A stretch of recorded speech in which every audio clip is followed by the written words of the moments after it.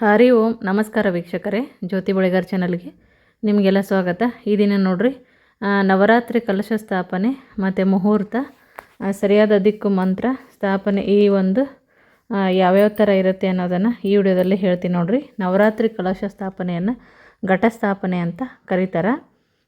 ಮತ್ತು 9 ದಿನಗಳ ಈ ನವರಾತ್ರಿ ಹಬ್ಬ ನೋಡ್ರಿ ಆರಂಭವಾಗೋದಕ್ಕೆ ಈ ಕಲಶ ಸ್ಥಾಪನೆ ಮೂಲಕ ಕಲಶದಲ್ಲಿ ದುರ್ಗಾದೇವಿಯನ್ನು ಆಹ್ವಾನಿಸಿ 9 ದಿನಗಳ ಕಾಲ ಆಕೆಯನ್ನು ಪೂಜೆ ಮಾಡಲಾಗುತ್ತೆ. ನವರಾತ್ರಿ ಕಲಶವನ್ನು ಯಾವ ದಿಕ್ಕಿನಲ್ಲಿ ಪ್ರತಿಷ್ಠಾಪನೆ ಮಾಡಬೇಕು, ಕಲಶ ಅಥವಾ ಘಟ ಸ್ಥಾಪನೆ ಮಾಡುವಾಗ ನಾವು ಯಾವ ಮಂತ್ರಗಳನ್ನು ಪಠಿಸಬೇಕು ಮತ್ತು ಕಲಶ ಸ್ಥಾಪನೆ ವಿಧಾನಗಳೇನು ಅನ್ನೋದನ್ನು ನೋಡೋಣ. ಮತ್ತು ನಾನು ಕಲಶವನ್ನು ಯಾವ ಥರ ಕೂಡಿಸ್ಬೇಕು ಅಂತ ಹೋದ ಸಾರಿ ಹಾಕಿರುವಂಥ ವಿಡಿಯೋದ ಲಿಂಕ್ ಡಿಸ್ಕ್ರಿಪ್ಷನ್ನಲ್ಲಿ ಹಾಕಿರ್ತೀನಿ, ಅದನ್ನು ನೋಡಿ ಚೆಕ್ ಮಾಡಿಕೊಳ್ಳ್ರಿ. ಮತ್ತು ನವರಾತ್ರಿ ಸಂಬಂಧಪಟ್ಟಿರುವಂತಹ ಮತ್ತೊಂದಷ್ಟು ವಿಡಿಯೋಗಳನ್ನು ಹಾಕ್ತಾ ಹೋಗ್ತೀನಿ, ಪ್ರತಿನಿತ್ಯ ನೋಡಿರಿ. ಈ ಸರಿ 2025ರ ಕಲಶ ಸ್ಥಾಪನೆಯ ಮುಹೂರ್ತ ಮತ್ತು ಏನೆಲ್ಲ ಬಂದಿದೆ ಅಂತ ನೋಡೋಣ. ನವರಾತ್ರಿ ಹಬ್ಬ ನೋಡ್ರಿ ಕೇವಲ ಹಬ್ಬ ಮಾತ್ರವಲ್ಲ, ಶಕ್ತಿ ದೇವತೆಯನ್ನು ಆರಾಧನೆ ಮಾಡುವಂಥ ಹಬ್ಬ ಅಂತಲೇ ಹೇಳ್ಬೋದು. ಶಕ್ತಿ ದೇವತೆಗೆ ಗೌರವವನ್ನು ಸೂಚಿಸುವಂಥ ಹಬ್ಬ ನವರಾತ್ರಿ ಹಬ್ಬ. ಏನಪ್ಪ ಅಂದರೆ ಕಲಶ ಸ್ಥಾಪನೆಯೊಂದಿಗೆ ಪ್ರಾರಂಭವಾಗೋದ್ರಿಂದ ನವರಾತ್ರಿ ಹಬ್ಬದಲ್ಲಿ ಕಲಶ ಸ್ಥಾಪನೆಗೆ ಏನಪ್ಪ ಅಂದರೆ ಹೆಚ್ಚಿನ ಒಂದು ಪ್ರಾಧಾನ್ಯತೆಯನ್ನು ನೀಡಲಾಗುತ್ತೆ. ಕಲಶ ಸ್ಥಾಪನೆ ಇಲ್ಲದೇ ಇರೋರು ಫೋಟೋ ಇಟ್ಟು ಪೂಜೆಯನ್ನು ಮಾಡ್ಕೋಬೋದು ನೋಡ್ರಿ. ಕಲಶ ಸ್ಥಾಪನೆ ಮಾಡುವಾಗ ಶಾಸ್ತ್ರಬದ್ಧವಾಗಿ ಮಾಡಬೇಕು, ಇಲ್ಲದೇ ಇದ್ದರೆ ನವರಾತ್ರಿ ಹಬ್ಬ ಆಚರಣೆ ಮಾಡಿದ್ರೂ ಕೂಡ ಅದು ವ್ಯರ್ಥ ಆಗುತ್ತೆ ಅಂತಲೇ ಹೇಳ್ಬೋದು. ದೇವಿ ಪುರಾಣ ಮತ್ತು ಸ್ಕಂದ ಪುರಾಣದಂಥ ಪಠ್ಯಗಳು ನವರಾತ್ರಿ ಸಮಯದಲ್ಲಿ ಕಲಶ ಸ್ಥಾಪನೆ ಮಾಡೋದು ಶುಭ ಅಂತಲೇ ಪರಿಗಣನೆ ಮಾಡ್ತಾರೆ. ನವರಾತ್ರಿಯಲ್ಲಿ ನೋಡ್ರಿ ಪೂಜಾ ಸಾಮಗ್ರಿಗಳೊಂದಿಗೆ ಮಾತ್ರ ಅಲ್ದನ ಶಾಸ್ತ್ರಗಳ ಒಂದು ಸೂಚನೆಗಳೊಂದಿಗೆ ಕೂಡ ಪ್ರಾರಂಭ ಆಗಬೇಕು ಅಂತ ಹೇಳಲಾಗುತ್ತೆ. ನಮ್ಮ ಹುಡುಗರು ಸೌಂಡು ಮಧ್ಯೆ ಮಧ್ಯೆ ಬರುತ್ತೆ ನೋಡ್ರಿ. ಈಗ ಸಪ್ರೇಟಾಗಿ ಕೂತ್ಕೊಂಡು ಏನಾದ್ರೂ ಸೌಂಡ್ ಮಾಡ್ತಾರೆ. ಇದರಿಂದ ದೇವಿಯ ಆಶೀರ್ವಾದ ಕೂಡ ನಮ್ಮ ಮತ್ತು ನಮ್ಮ ಕುಟುಂಬದ ಮೇಲೆ ಇರುತ್ತೆ ಅಂತಲೇ ಹೇಳ್ಬೋದು. ಕಲಶ ಅಥವಾ ಘಟ ಸ್ಥಾಪನೆಯನ್ನು ಮೊದಲು ನಾವು ಯಾವ ದಿಕ್ಕಿನಲ್ಲಿ ಮಾಡಬೇಕು ಅಂತ ನೋಡೋದಾದರೆ ಸ್ಕಂದ ಪುರಾಣ ನೋಡ್ರಿ ದೇವಿಯ ಪೂಜೆ ಮಹತ್ವ ಮತ್ತು ಘಟ ಸ್ಥಾಪನೆಯ ಆಚರಣೆಗಳನ್ನು ಅದು ವಿವರಿಸುತ್ತೆ. ಇದು ನವರಾತ್ರಿ ಕಲಶ ಸ್ಥಾಪನೆಗೆ ಮಾಡಿಕೊಳ್ಳಬೇಕಾದ ಶುದ್ಧೀಕರಣ ವಿಧಿಗಳು, ಪ್ರಾರ್ಥನೆ, ಮಂತ್ರಗಳು ಮತ್ತು ಪೂಜಾ ನಿಯಮಗಳನ್ನು ವಿವರಿಸುತ್ತೆ. ಆದರೆ ಇದರಲ್ಲಿ ಯಾವುದೇ ನಿರ್ದಿಷ್ಟ ದಿಕ್ಕನ್ನು ಹೇಳಲಾಗಿಲ್ಲ. ಮತ್ತು ನಾವು ನಾರ್ಮಲಾಗಿ ಲಕ್ಷ್ಮಿಯನ್ನು ಕೂಡಿಸ್ತೀವಿ ನೋಡ್ರಿ, ಆ ಥರ ಒಂದು ಗಣನೆಗೆ ತೆಗೆದುಕೊಂಡು ದೇವಿ ಅಂದರೆ ಭಾರಿ ಒಂದು ಪವರ್ಫುಲ್ ಅಂತಲೇ ಹೇಳ್ಬೋದು. ಹಾಗಾಗಿ ಪಂಡಿತರು ಮತ್ತು ವಾಸ್ತು ತಜ್ಞರ ಪ್ರಕಾರ ಈಶಾನ್ಯ ದಿಕ್ಕನ್ನು ದೇವತೆಗಳಿಗೆ ದ್ವಾರ ಅಂತಲೇ ಪರಿಗಣಿಸ್ತಾರೆ. ಮತ್ತು ಅದರೊಳಗೂ ಈ ಸ್ಥಳದಲ್ಲಿ ಕಲಶವನ್ನು ಸ್ಥಾಪಿಸುವಂಥ ಸಂಪ್ರದಾಯ ಹೆಚ್ಚಾಗಿ ಪ್ರಚಲಿತ ಇದೆ ಅಂತಲೇ ಹೇಳ್ಬೋದು. ಮತ್ತು ನೀವು ಅದು ಬಿಟ್ಟು ಅಂದರೆ ಈ ಕಲಶವನ್ನು ಘಟಸ್ಥಾಪನೆ ಮಾಡೋದಾದರೆ ಈಶಾನ್ಯ ದಿಕ್ಕು, ಇಲ್ಲ ಅಂತಂದರೆ ದುರ್ಗಾದೇವಿ ವಿಗ್ರಹವನ್ನು ಪ್ರತಿಷ್ಠಾಪನೆ ಮಾಡೋದಾತಪ್ಪ ಅಂತಂದರೆ ಪೂರ್ವ ಅಥವಾ ಉತ್ತರ ದಿಕ್ಕಿನಲ್ಲಿ ಮಾಡುವಂಥದ್ದು ನೋಡ್ರಿ. ಈ ಥರ ದಿಕ್ಕಿಗೆ ಮಾಡಬೇಕು.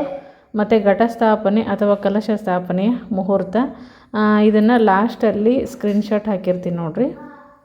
ಟೈಮಿಂಗ್ಸು ಅದನ್ನೆಲ್ಲ ಚೆಕ್ ಮಾಡ್ಕೊಳ್ರಿ. ಹೇಳಿರೋದು ಮರ್ತು ಹೋಗುತ್ತಾ, ಇಲ್ಲಾಂದರೆ ಪದೇ ಪದೇ ವಿಡಿಯೋ ಕೇಳ್ರಿ, ಏನಿಲ್ಲ. ಕಲಶ ಅಥವಾ ಘಟಸ್ಥಾಪನೆ ದಿನಾಂಕ ನೋಡ್ರಿ 2025ರ ಸೆಪ್ಟೆಂಬರ್ 22 ಸೋಮವಾರ. ಈ ದಿವಸ ನೋಡ್ರಿ ಬೆಳಗ್ಗೆ 6:09 ಬೆಳಗ್ಗೆ 8:06 ಇರುತ್ತೆ. ಅಥವಾ ಎರಡನೇ ಮುಹೂರ್ತ ಸೆಪ್ಟೆಂಬರ್ 22ನೇ ತಾರೀಕು ಸೋಮವಾರ ಬೆಳಗ್ಗೆ 11:49 ಮಧ್ಯಾಹ್ನ 12:38 ಇರುತ್ತೆ. ಅಬ್ಜಿನ್ ಮುಹೂರ್ತ ನೋಡ್ರಿ 2025ರ ಸೆಪ್ಟೆಂಬರ್ ಮಧ್ಯಾಹ್ನ ನೋಡ್ರಿ 11:49 12:38 ಇರುತ್ತೆ.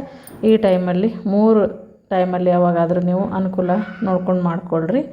ಮತ್ತು ಕಲಶ ಸ್ಥಾಪನೆ ಮಾಡುವಾಗ ಪಠಿಸಬೇಕಾದಂಥ ಮಂತ್ರಗಳು ನೋಡ್ರಿ.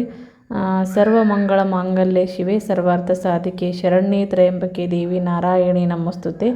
ಓಂ ಜಯಂತಿ ಮಂಗಳ ಕಾಳಿ ಭದ್ರಕಾಳಿ ಕಪಾಲಿನಿ ದುರ್ಗಾ ಕ್ಷಮಾ ಶಿವ ಧಾತ್ರಿ ಸ್ವಾಹಾ ಸ್ವಾದಾ ನಮೋಸ್ತುತೆ. ಯಾ ದೇವಿ ಸರ್ವಭೂತೇಷು ಶಕ್ತಿ ರೂಪೇಣ ಸಂಸ್ಥಿತ ನಮಸ್ತಸ್ಸೈ ನಮಸ್ತಸ್ಸೈ ನಮಸ್ತಸ್ಸೈ ನಮೋ ನಮಃ ಅನ್ನುವಂಥ ಒಂದು ಮಂತ್ರವನ್ನು ಪಠಿಸ್ಕೊಂಡು ಮಾಡಿರಿ. ಮತ್ತು ಅದಾದ ನಂತರ ನೋಡ್ರಿ ಕಲಶ ಸ್ಥಾಪನೆ ಮಾಡೋದು ಯಾವ ಥರ ಅಂತ ವಿಡಿಯೋ ಲಿಂಕನ್ನು ಕೂಡ ಹಾಕಿರ್ತೀನಿ, ಅದ್ರ ಜೊತೆಗೆ ಹೇಳ್ತೀನಿ ನೋಡ್ರಿ.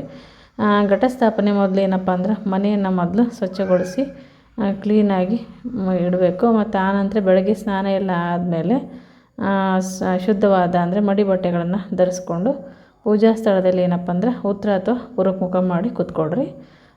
ಮಣ್ಣಿನಲ್ಲಿ ಮರಳು ಅಥವಾ 7 ಬಗೆಯ ಜೇಡಿ ಮಣ್ಣನ್ನು ಬೆರೆಸಿ ಏನಪ್ಪ ಅಂದರೆ ಸಣ್ಣ ಪೀಠವನ್ನು ಮಾಡ್ತಾರೆ. ಕಲಶವನ್ನು ಸ್ವಚ್ಛಗೊಳಿಸಿ ಅದರ ಮೇಲೆ ಸ್ವಸ್ತಿಕವನ್ನು ಬಿಡಿಸಿ ಸಿಂಧೂರವನ್ನಾದರೂ ಹಚ್ಚಿಡ್ರಿ. ಇಲ್ಲ ಅಂದರೆ ಒಂದು ತಟ್ಟೆಯಲ್ಲಿ ಅಕ್ಕಿ ಹಾಕಿ ಅದ್ರ ಮೇಲಾದ್ರೂ ಅಂದರೆ ಧಾನ್ಯಗಳಿರ್ತಾವೆ ನೋಡಿರಿ, ಧಾನ್ಯಗಳನ್ನು ಹಾಕ್ತಾರೆ. ಕೆಲವ್ರು ಗೋಧಿ ಈ ಥರ ಅಂದರೆ ಇದಕ್ಕೆ ಅಖಂಡ ದೀಪಕ್ಕೆ ಹಾಕ್ತಾರೆ. ನೀವು ಕಲಶಕ್ಕೆ ಏನಂದ್ರೆ ಅಕ್ಕಿಯನ್ನು ಹಾಕ್ಕೊಬೋದು. ಮತ್ತು ಸಸಿ ನೆಡ್ತಾರೆ ನೋಡಿರಿ, ಕೆಲವು ಭಾಗದೊಳಗೆ ಏನಂದ್ರೆ ಅದ್ರ ಮೇಲೇ ಕಲಶವನ್ನು ಕುಡಿಸುವಂಥ ಪದ್ಧತಿ ಇರುತ್ತೆ. ಯಾವ ಥರ ನೋಡಿಕೊಂಡು ಮಾಡಿರಿ. ಮತ್ತು ಕಲಶದ ಒಂದು ಕುತ್ತಿಗೆಗೆ ಏನಪ್ಪ ಅಂದ್ರೆ ಪವಿತ್ರ ದಾರವನ್ನು ಕಟ್ಟಿ ಅದರಲ್ಲಿ ಬಾರ್ಲಿ ಮತ್ತು 7 ಧಾನ್ಯಗಳನ್ನು ಇರಿಸ್ತಾರೆ. ನಂತರ ಶ್ರೀಗಂಧ ಹೂವು, ವೀಳ್ಯದೆಲೆ, ಅಡಿಕೆ, ಒಂದು ನಾಣ್ಯ ಮತ್ತು ಅರಿಶಿನ ಕುಂಕುಮ, ಶುದ್ಧವಾದ ನೀರನ್ನು ಕಲಶಕ್ಕೆ ತುಂಬಿ ಇದನ್ನಿಷ್ಟು ಎಲ್ಲ ಹಾಕಬೇಕು. ಮತ್ತು ಮಾವಿನ ಎಲೆಯನ್ನು ಇರಿಸುವಂಥದ್ದು. ಮತ್ತು ಅದರ ಜೊತೆಗೆ ಹಿಂದೇನಪ್ಪ ಅಂತಂದ್ರೆ ಬೇವಿನ ಎಲೆಯನ್ನು ಕೂಡ ನೀವು ಬಳಸ್ಬೋದು. ನವರಾತ್ರಿ ದುರ್ಗಾ ಒಂದು ಕಲಶ ಹಾಕಿರೋದ್ರಿಂದ ಬೇವಿನ ಎಲೆ ಕೂಡ ಸ್ವಲ್ಪ ಇಡ್ಬೋದು ಹಿಂದೆ, ಕಾಯಿ ಹಿಂದೆ. ಮತ್ತು ಒಂದು ಅಥವಾ ಕಾಯಿ ಜೊತೆಗಾದ್ರೂ ಒಂದು ಮಣ್ಣಿನ ಪಾತ್ರೆಯೊಳಗೆ ಏನಪ್ಪ ಅಂದ್ರೆ ಅಕ್ಕಿಯನ್ನು ತುಂಬಿ ಕಲಶದ ಮೇಲೆ ಇರಿಸಿ ಕೊನೆಯದಾಗಿ ಏನಪ್ಪ ಅಂದರೆ ತೆಂಗಿನಕಾಯನ್ನು ಕೆಲವರು ಕೆಂಪು ಬಟ್ಟೆಯಲ್ಲಿ ಸುತ್ತಿ ಕಲಶದ ಮೇಲೆ ಇಡ್ತಾರೆ. ಇಲ್ಲಾಂದರೆ ಕೆಂಪು ಬ್ಲೌಸ್ ಪೀಸ್ ಆದ್ರೆ ಹಾಕ್ಬೋದು. ನಿಮ್ಮ ಕಪ್ಪು ಕಲರು, ನೀಲಿ ಕಲರ್ ಒಂದ್ಬಿಟ್ಟು ಇನ್ನು ಮಿಕ್ಕಿರೋ ಕಲರೆಲ್ಲ ಹಾಕ್ಕೋಬೋದು ನೋಡಿರಿ ಬ್ಲೌಸ್ ಪೀಸನ್ನು. ಮತ್ತು ಕಲಶವನ್ನು ಏನಂತಂದ್ರೆ ದೇವತೆ ಅಂತಲೇ ಪರಿಗಣಿಸಿ ಪೂರ್ಣ ಭಕ್ತಿಯಿಂದ ಪೂಜೆ ಮಾಡಿ ಕಲಶದೊಳಗೆ ಏನಂತಂದ್ರೆ ಭೂಮಿ ದೇವತೆ, ವರುಣ ದೇವತೆ ಎಲ್ಲರನ್ನೂ ಕಲಶಕ್ಕೆ ಆಹ್ವಾನವನ್ನು ಮಾಡಿ ಶುರು ಮಾಡೋವಂಥದ್ದು ನೋಡಿರಿ. ಮತ್ತು ನವರಾತ್ರಿ 9 ದಿನಗಳಲ್ಲಿ ಯಾವುದೇ ರೀತಿ ಅಡೆತಡೆಗಳು ಉಂಟಾಗಬಾರ್ದು ಮತ್ತು ಪೂಜೆ ಯಶಸ್ವಿಯಾಗಿ ಪೂರ್ಣಗೊಳ್ಬೇಕಂತ ಹೇಳಿ ಪ್ರಾರ್ಥನೆಯನ್ನು ಮಾಡಿಕೊಳ್ಳ್ರಿ. ಆ ನಂತರ ಕಲಶ ಸ್ಥಾಪನೆ ನಂತರ ದುರ್ಗಾದೇವಿ 9 ರೂಪಗಳ ಪೂಜೆ ಪ್ರಾರಂಭ ಆಗುತ್ತೆ. ಪ್ರತಿದಿನ ವಿವಿಧ ರೂಪಗಳನ್ನು ಪೂಜೆ ಮಾಡ್ತೀವಿ. ಮತ್ತು ನೀವು ಸಂಕಲ್ಪವನ್ನು ಮಾಡಿಕೊಂಡು ಮಾಡ್ಬೋದು. ನವರಾತ್ರಿ ಮೊದಲ ದಿನದಂದು ನೋಡಿರಿ ಶೈಲಪುತ್ರಿ ದೇವಿಯನ್ನು ಪೂಜೆ ಮಾಡಲಾಗುತ್ತೆ. ಆ ದಿನ ಮಾತ್ರವಲ್ಲದೆ 9 ದಿನಗಳಲ್ಲಿ ದುರ್ಗಾದೇವಿಗೆ ದೀಪ ಹಚ್ಚಿ ಧೂಪ ಮತ್ತು ನೈವೇದ್ಯವನ್ನು ಅರ್ಪಿಸಿ ಪ್ರತಿದಿನ ಬೆಳಗ್ಗೆ ಸಂಜೆ ಆರತಿ ಮತ್ತು ದುರ್ಗಾ ಸಪ್ತಶತಿಯನ್ನು ಪಠಣೆಯನ್ನು ಮಾಡುವಂಥದ್ದು ನೋಡಿರಿ. ಇಲ್ಲಾಂದರೆ ಲಲಿತಾ ಸಹಸ್ರನಾಮವನ್ನು ಮಾಡ್ಬೋದು, ಪಠಣೆ ಮಾಡ್ಬೋದು. ಈ ರೀತಿಯಾಗಿ ನಾವು ನವರಾತ್ರಿ ಹಬ್ಬವನ್ನು ಪ್ರಾರಂಭ ಮಾಡ್ಬೋದು. ನವರಾತ್ರಿ ಹಬ್ಬದ ಮೊದಲೇ ದಿನ ಘಟಸ್ಥಾಪನೆ ಮತ್ತು ಕಲಶ ಸ್ಥಾಪನೆ ಹೆಚ್ಚು ಶ್ರೇಷ್ಠತೆಯನ್ನು ಪಡ್ಕೊಂಡಿರ್ತೈತಿ. ಮತ್ತು ಅಖಂಡ ದೀಪ ಕೂಡ ಯಾರ್ಯಾರ ಮನೆಯಲ್ಲಿ 9 ದಿವಸ ಮತ್ತು 3 ದಿವಸ 5 ದಿವಸ ಇರುತ್ತೆ, ಅವರು ಮೊದಲೇ ಇದ್ದವರು ಮೊದಲೇ ದಿವಸನೇ ಪ್ರಾರಂಭ ಮಾಡಬೇಕು ಅಖಂಡ ದೀಪವನ್ನು. ಕೊನೆಗಿದ್ದವರು ಕೊನೆ 3 ದಿವಸ 5 ದಿವಸ ಆವಾಗ ಮಾಡ್ಬೋದು ನೋಡಿರಿ. ಈ ಥರ ಮಾಡೋದ್ರಿಂದ ದುರ್ಗಾದೇವಿಯ ಆಶೀರ್ವಾದ ನಿಮಗೆ ಪ್ರಾಪ್ತವಾಗುತ್ತೆ. ಮತ್ತು ನವರಾತ್ರಿ 9 ದಿನ ಪೂಜೆ ಯಾವುದೇ ಅಡೆತಡೆಗಳಿಲ್ಲದೆ ಪೂರ್ಣಗೊಳ್ಳುತ್ತೆ ಅನ್ನುವಂಥ ಒಂದು ನಂಬಿಕೆ ನೋಡಿರಿ. ಇದಿಷ್ಟು ಏನಪ್ಪ ಅಂದ್ರೆ ನವರಾತ್ರಿಯ ಕಲಶ ಸ್ಥಾಪನೆಯ ಒಂದು ಮಾಹಿತಿ. ಮತ್ತು ಕೊನೆಗೆ ಆ ಟೈಮಿಂಗನ್ನು ಸ್ಕ್ರೀನ್ಶಾಟಲ್ಲಿ ಹಾಕ್ತೀನಿ, ನೋಡ್ಕೊಳ್ರಿ. ಕಲಶ ಸ್ಥಾಪನೆ ಮುಹೂರ್ತ ನೋಡಿರಿ, ಮೊದಲೇ ಮುಹೂರ್ತ ಮತ್ತು 2ನೇ ಮುಹೂರ್ತ, ಆಮೇಲೆ ಅಬ್ಜನ್ ಮುಹೂರ್ತ ಅಷ್ಟೂ ಇದೆ ನೋಡಿ. ನೀವು ಕೂಡ ಆ ಥರ ಮಾಡಿಕೊಳ್ರಿ. ಮತ್ತು ಇನ್ನೊಂದು, ಈ ವಿಡಿಯೋ ಇಷ್ಟ ಆಗಿತ್ತಪ್ಪ ಅಂದರೆ ವಿಡಿಯೋಕ್ಕೊಂದು ಲೈಕ್ ಕೊಡಿರಿ ಮತ್ತು ಶೇರ್ ಮಾಡಿರಿ. ಇನ್ನು ಯಾರು ನಮ್ಮ ಚಾನಲ್ಗೆ ಸಬ್ಸ್ಕ್ರೈಬ್ ಆಗಿಲ್ಲ, ಸಬ್ಸ್ಕ್ರೈಬ್ ಆಗೋದನ್ನು ಮರಿಬೇಡ್ರಿ. ನವರಾತ್ರಿಯ ಹೊಸ ಹೊಸ ವಿಡಿಯೋಗಳು ನಮ್ಮ ಚಾನಲಲ್ಲಿ ಸಿಗ್ತಾವೆ. ಪ್ರತಿಯೊಂದು ವಿಡಿಯೋ ನೋಡಿರಿ, ಸಪೋರ್ಟ್ ಮಾಡಿರಿ. ಮತ್ತು ನಾನು ಹೊಸ ಮಾಹಿತಿಯೊಂದಿಗೆ ಮುಂದಿನ ವಿಡಿಯೋದಲ್ಲಿ ಸಿಗ್ತೀನಿ. ವಿಡಿಯೋ ನೋಡಿದ್ದಕ್ಕಾಗಿ ಎಲ್ಲರಿಗೂ ಧನ್ಯವಾದಗಳು.